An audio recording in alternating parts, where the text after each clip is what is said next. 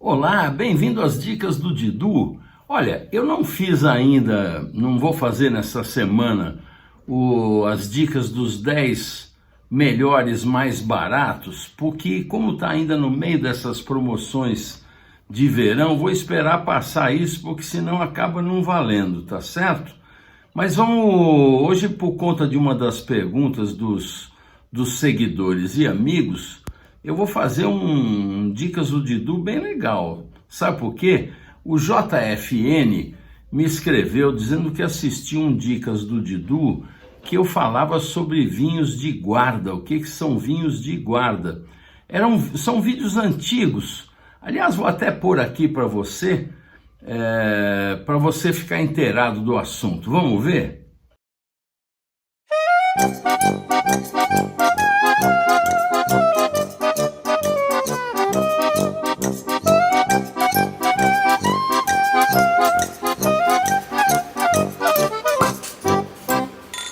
A dica de hoje é sobre vinho de guarda. Não é vinho do guarda, não, vinho de guarda, aquele que você vai guardar, que você pode guardar. O que é um vinho de guarda? Ele tem que ter potencial de envelhecimento. Nós falamos um pouco disso outro dia. O vinho que tem um vinhedo muito bom, que a uva foi selecionada. Sabe o que é selecionar uva? São duas etapas. A primeira, no vinhedo, quando nascem todos os brotinhos de cacho de uva, você tem que selecionar os melhores e deixar lá. Os outros você tira e joga fora. Isso reduz muito a produção.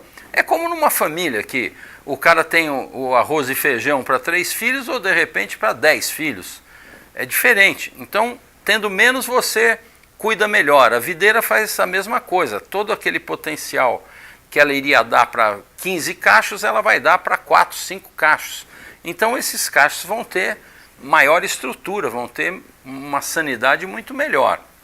A segunda seleção é na colheita. A colheita normalmente é manual, para não machucar os grãos da uva. Porque se o grão da uva machuca e rompe, ele começa já a fermentar. Tem uma ação da levedura que está ali na casca, que está no ambiente. Quando ela chegar na vinícola e for prensada, vão ter algumas que já estão num outro estágio. Isso é péssimo para o vinho, para sua homogeneidade. Eu estou falando de preciosismo, né? Não é de vinho de volume. Vinho de volume vai lá com a colhedeira, colhe tudo, amassa tudo, pronto, vira, até se tiver uma mosca, uma mariposa, vira vinho também. O vinho selecionado não, ele é colhido cacho a cacho, à mão, e depois vai para a vinícola numa esteira, onde novamente são selecionados visualmente por pessoas que estão ali preparadas para isso, com atenção em tirar um ou outro grão de uva que já está macerado, quebrado, machucado, tá certo? Esse tipo de vinho que tem estrutura, como eu falei, ele tem tanino muito presente, tem acidez presente e são taninos de qualidade, são vinhos de guarda. O que isso significa? Ele tem potencial de evolução no seu envelhecimento durante o tempo. Eu estou aqui com um exemplo de vinho de guarda, o Talento da Salton. Esse vinho, esse aqui é o 2011. Eu costumo tomar um vinho desse a partir desse ano para frente, prefiro até mais, eu gosto dele com 8, 9 anos de idade, aí que ele está um espetáculo. Aliás, uma dica para você, se você gosta de vinhos mais evoluídos, começam a mostrar aquele toque de couro, um toque animal, onde aparece um tabaco, às vezes aparece um fungo, aromas mais sedutores, você deixa ele mais tempo. O vinho brasileiro, de modo geral, na minha opinião, é muito melhor com mais idade. Não tome vinho antes de 5 anos, ele é bom para acima de 5 anos, ele cresce muito, evolui muito, e é um vinho bastante gastronômico. Tá certo? Ficou fácil entender o que é um vinho de guarda? Então é isso, gente. Saúde!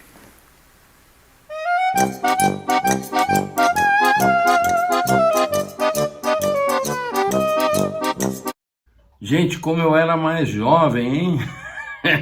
O tempo vai passando, é um problema, né?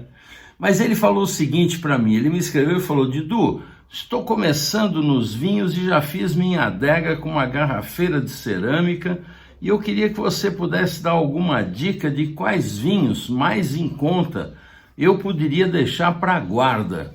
Não é uma boa dica essa?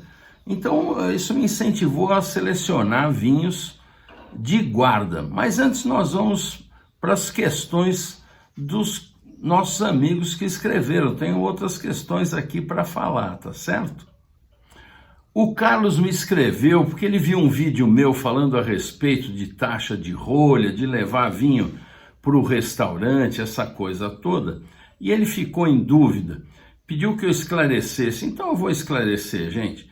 É o seguinte, a coisa mais normal e mais justa que existe é um restaurante cobrar uma taxa de rolha.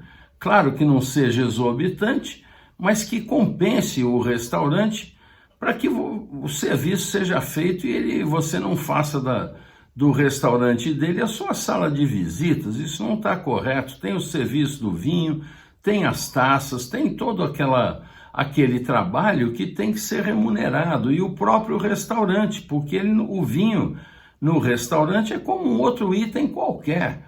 Você tem o couvert, você tem a água, você tem a comida, você não leva a sua bisteca na churrascaria, nem leva sua massa de pizza na pizzaria. Então, por favor, né, gente?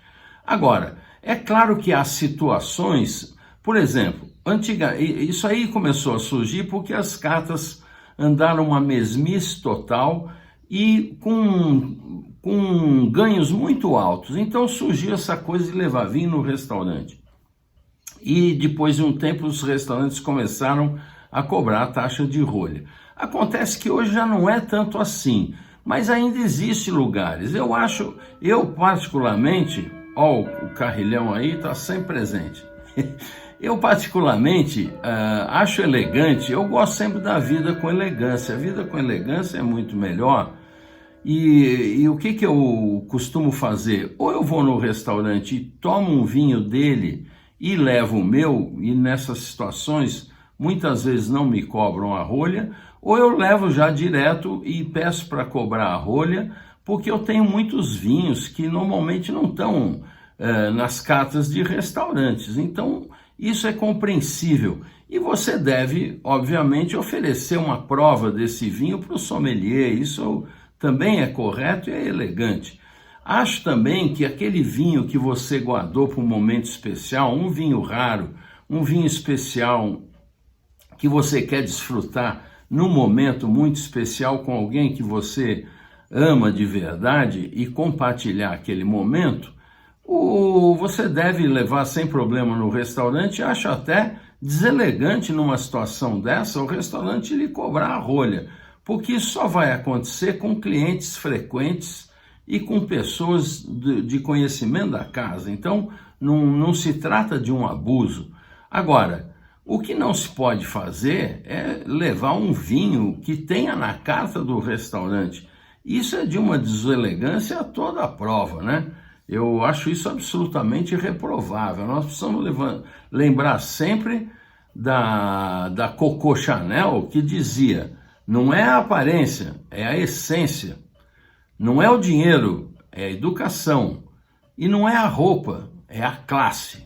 Que tal? Então, gente, é o que eu digo sempre, a vida com elegância é muito melhor. A outra questão é da Márcia. A Márcia escreveu pedindo se eu podia orientá-la sobre vinhos rosés, o que ela deveria procurar. Márcia, é muito difícil você, pela garrafa, pelo rótulo, acertar num vinho rosé. Quer dizer, a sua chance é de roleta, porque tem rosés e rosés. Hoje o rosé está bastante na moda, cresceu muito, e acontece que existe muito rosé que tem uma cor maravilhosa, sedutora, mas que ele não tem o que é principal. A cor certamente é um dos itens que todo mundo procura, a sua cor preferida de rosé, uns mais casca de cebola, outros mais esmaecido, aquele rosé bem clarinho, outros mais intenso, tem uma variedade infinita. O grande rosé é o Provençal, na minha opinião, e depois da Provence, Portugal faz excelentes rosés muito finos. Agora, o que é importante você achar num rosé? O rosé é aquele vinho que tem que ter o frescor de um branco com a estrutura de um tinto leve, um tinto médio.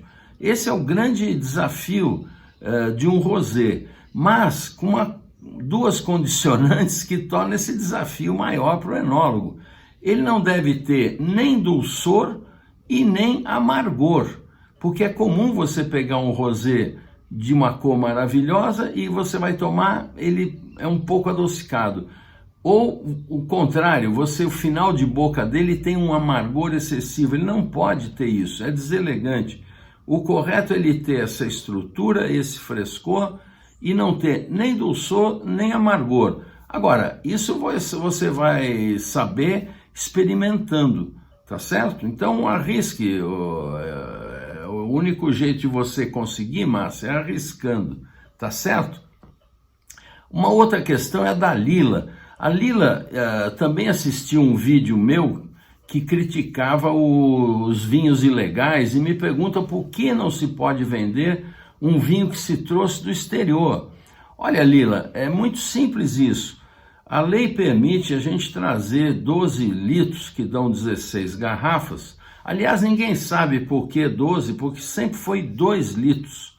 A vida inteira foi 2 litros. País nenhum deixa você entrar com 12 litros. Isso foi uma aberração. Eu tentei saber disso no Ministério da Fazenda, ninguém sabe explicar por quê. Alguns acham que foi alguma coisa marota na hora de publicar a lei, colocaram 1 na frente do 2 litros. Enfim, o fato é que a lei permite que se traga de viagem 12 litros de vinho, que são 16 garrafas, desde que não passe de $1.000 e desde que seja no período de um mês. Você não pode no mesmo mês fazer 5 viagens e cada viagem trazer seus 12 litros, não pode. E segundo, se tiver dentro desse critério, esse vinho é para consumo próprio. Mesmo que você traga a mais e que a Receita lhe cobre um imposto, que é um imposto parcial, esse vinho é para seu consumo próprio, ele está vedado à venda para terceiros, você não pode fazer disso um negócio. Essa que foi a minha crítica, porque para importar vinho no Brasil, eu tenho vídeos e matérias em excesso sobre isso, são mais de 17 itens entre taxas e tributos, que um importador sério tem que recolher, e vinhos de análise e tudo mais, para que possa ser comercializado. Então, eu lamento dizer, esses vinhos que estão anunciando aí abertamente, que eu acho um escândalo e não entendo a Polícia Federal não fazer nada, parece que é conivente com eles, é ilegal, simplesmente é ilegal. Se você quer comprar, é problema seu. Eu acho isso uma afronta e acho ilegal. Tá explicado, Lila? Bom, gente, vamos falar de coisa boa. A coisa boa é o seguinte, os vinhos de guarda, como vocês viram lá no vídeo, tem que ter todo aquele cuidado para ser um vinho com melhor qualidade e estrutura para que você possa guardá-lo. E esse vinho, mesmo com todo esse cuidado, ele precisa ter uma acidez muito marcante, porque ela é a coluna vertebral do vinho, e deve ter taninos muito frescos, muito jovens, que permitam essa evolução. É isso aí que vai dar a esse vinho a qualidade de você tomá-lo mais para frente e ele evoluir. Isso acontece tanto com tintos como com brancos. Os brancos também, com estrutura para evolução, eles vão se transformar durante o tempo. Ele vai trocando a acidez da juventude pela complexidade aromática e gustativa da maturidade. É como as pessoas têm aquele vício da juventude e depois troca esse vício, que perde um pouco aquela vitalidade, mas ganha em complexidade, não é verdade? Bom, eu pelo menos gosto, eu estou aí nos taninos polimerizados, né? Mas olha, eu gosto demais, tanto é que indiquei alguns brancos aqui que vocês vão ver que vão fazer isso para você. Ele vai perder um pouco da sua acidez, que dá aquele frescor, mas ele vai lhe dar em troca um leque de aromas e de sabores que são muito sedutores e muito bons para a harmonização, tá certo? Bom, os tintos também acontece isso. Ele vai lhe dar uma evolução, depois que amaciam todos esses taninos que se polimerizam, e esse vinho evoluiu com aqueles mais de 500 componentes vivos que estão dentro da garrafa, e a vida passando do lado de fora, ele depois lhe oferece outros aromas, que são os terciários, que são muito ricos. Eu sempre digo que se os aromas embriagassem, eu nem beberia o vinho, porque é muito complexo, é muito bacana, aqueles traços animais, a crina de cavalo suado, um couro velho. Eu adoro esses aromas que costumam aparecer nos tintos velhuscos. Aliás, tem uma história engraçada, eu sempre conto muita história, né? Tem uma história engraçada, o sogro de um amigo meu, eles estavam noivando, esse amigo meu, e ele me convidou para ir na casa dele e estava me esperando para servir um Bordeaux de classe que ele tinha lá com bastante idade, e esperou que eu chegasse para que eu falasse do vinho para os convidados. O sogro dele era um fazendeiro, um cara que trabalha, era um fazendeiro não desse de bacana, não, fazendeiro embora rico, mas trabalhava o dia todo na fazenda, era um cara ativo. E nós então, eu abri o vinho, comecei a descrever os aromas. Olha que espetáculo, esse Cabernet já está num traço de evolução que dá esses aromas terciários. Eu sinto claramente aqui um cavalo suado, um cheiro de estrebaria, um estrume seco, comecei a descrever, e o pessoal olhando assim, achando aquilo bem estranho, aquela descrição dos aromas, e as tantas, e tomei um gole, fiz um brinde, aí o sogro desse meu amigo virou e falou: olha, seu Didu, queria dizer o seguinte para o senhor, tudo que o senhor descreveu aqui no vinho, realmente, eu também percebo, tem tudo isso, mas deixa eu dizer uma coisa para o senhor, eu não quero isso no meu vinho, eu trabalho com cavalo todos os dias, eu lavo meu cavalo todo dia, esse cheiro não faz parte do vinho para mim, eu gosto de fruta, eu gosto de... E não tem nada de errado com isso, nós rimos muito, eu falei, olha, não tem nada de errado, o senhor até está com sorte, porque se os vinhos que o senhor gosta custam mais barato, porque esse vinho aqui, se for comprar ele no ponto que está, vai custar uma fortuna. Tem que comprar ele jovem para ele evoluir. E o senhor já pode tomar o vinho jovem, que é o que faz o seu gosto. Não tem nada de errado nisso, né, gente? Mas a história é engraçada, né? Bom, vamos para nossas dicas aqui. Bom, vamos lá. O primeiro vinho que eu separei para vocês é um vinho brasileiro tinto, da Dom Laurindo. Dom Laurindo faz vinhos muito longevos, com ótima estrutura. É um produtor que eu admiro demais, e o Ademir Brandelli, um cara fenomenal, autêntico, um cara que fala o que acha, eu gosto de gente assim, e eu quero indicar para vocês o vinho Estilo, o Estilo Safra 2018, que é 50% de Taná, com 30% de Malbec e 20% de Ancelota. Olha, muita estrutura, acidez, volume, ele vai ficar sensacional. Passou 18 meses por barrica de carvalho, que na minha opinião é muita coisa, mas o que acontece, como esses vinhos são para guardar, daqui 10 anos essa madeira não vai fazer esse efeito e o vinho vai estar simplesmente maravilhoso. É um vinho aí na faixa dos R$130. Está atendendo aí o pedido do meu amigo. Bom, queria indicar também o Chardonnay Virtude da Salton. O Chardonnay Virtude da Salton é um belíssimo Chardonnay, com tudo que um Chardonnay precisa ter, aquela manteiga, nozes, baunilha, a maçã madura, o mel, muito sedutor. E também é um vinho que é fermentado e envelhecido em barricas de carvalho, com uma mistura de francesas com americanas, o que lhe dá uma complexidade bastante grande, e fica 6 meses em contato com as leveduras. Ou seja, é um vinho para você guardar e deixar evoluir e tomar daqui 10 anos. Você vai tomar uma preciosidade. Também na faixa dos R$130. Eu queria indicar para vocês, aqui da América do Sul, do Uruguai, que é um país que eu admiro tanto, e lá tem um produtor muito interessante que é o Reinaldo De Luca. Já falei dele aqui, já indiquei vinho dele aqui. E o De Luca faz um dos melhores vinhos do Uruguai, chamado Rio Colorado. O Rio Colorado é o De Luca tem toda a formação francesa. Esse vinho, você toma, você jura que ele não é da América do Sul, é um vinho muito europeu.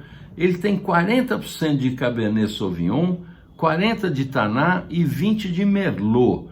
Esse é um vinho que na Premium está custando por volta... Eles têm 2 safras lá, uma mais nova e uma mais antiga. Eu sugiro a mais antiga, que inclusive está mais barato, na faixa dos R$400, a outra está 400 e pouco, e porque esse vinho evolui muito bem, gente, é um espetáculo. Você vai ter um vinho aí primoroso, na Premium Wines. Queria indicar também o Cave São João 2014, lá na 20 Vinhos, está custando R$331, ele é Baga e Touriga, já está com 9 anos e olha, vai longe. Esse é um vinho que tem um potencial de evolução maravilhoso, um vinho conhecido inclusive por suas safras mais antigas. A 20 costuma ter, precisa pesquisar lá, costuma ter Magnums de idades mais avançadas, um belíssimo produtor. Queria indicar lá na 20 também, aliás, outro dia indiquei esse vinho aqui, como brancos extraordinários e tal, que é o Alvarinho Palácio da Brejoeira. Gente, você não sabe o que é um alvarinho com 10, 15 anos de evolução. É aquele exemplo que eu disse, de trocar um pouco do vício da juventude pela sedução da complexidade da maturidade. Experimente fazer isso. Está R$364 lá na 20. A Delacroix tem um chateau fantástico, um Bordeaux de Saint-Emilion, está na faixa dos R$750, mas que merece você colocar na sua adega para tomar daqui 10 anos. Merlot e Cabernet Franc com Cabernet Sauvignon e Malbec, um biodinâmico de videiras de 70 anos de idade, gente. Olha, um espetáculo, viu? Frutas pretas, frutas do bosque muito madura, ameixas, aquela sedosidade na boca, você vai adorar. Queria indicar na Mistral um vinho excepcional, que é o Luiz Pato Vinhapan. O Luiz Pato Vinhapan DOC Bairrada 2008, que ainda vai longe pra caramba, 100% Baga, um vinho ícone de Portugal, que está custando R$773. Também lá tem uma preciosidade, bom, ali é cheio de preciosidade, né? Eu queria indicar esse Chianti Clássico Reserva 2016 da Badia Coltibuono. Gente, é uma Badia Coltibuono, primeiro que é orgânica há anos, faz vinhos maravilhosos, e esse aqui é um Sangiovese com Canaiolo e que custa R$552. Não deixe de aproveitar, belíssimo vinho, viu? Queria indicar da Famille Perrin. A Famille Perrin faz aquele famoso Chateau de Beaucastel. Tem inclusive o Beaucastel Hommage Jacques Perrin, que custa uma fortuna, perto dos R$7.000. Mas eu quero indicar dele um vinho com um grande potencial e uma relação de qualidade e preço excepcional. Eu estou falando do Famille Perrin Chateauneuf du Pape AOC Les Sinats Rouge 2019, R$828. Gente, você não tem ideia o show que é. É um espetáculo, um festival de cerejas maduras, framboesas, morangos, louro, alcaçuz, notas de azeitona preta, anis, café. Pode imaginar tudo isso nesse vinho? E olha, Grenache, Mourvèdre e Syrah, com a competência da Famille Perrin, e você vai guardar ele anos, você vai ver que preciosidade você vai tomar.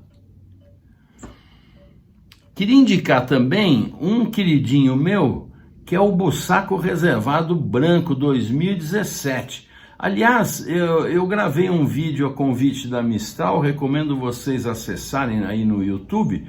Acesse, se inscreva lá, chama-se Mistral On. Eles entrevistam algumas pessoas, amigos da Mistral. O Ciro Lila dá um monte de dicas.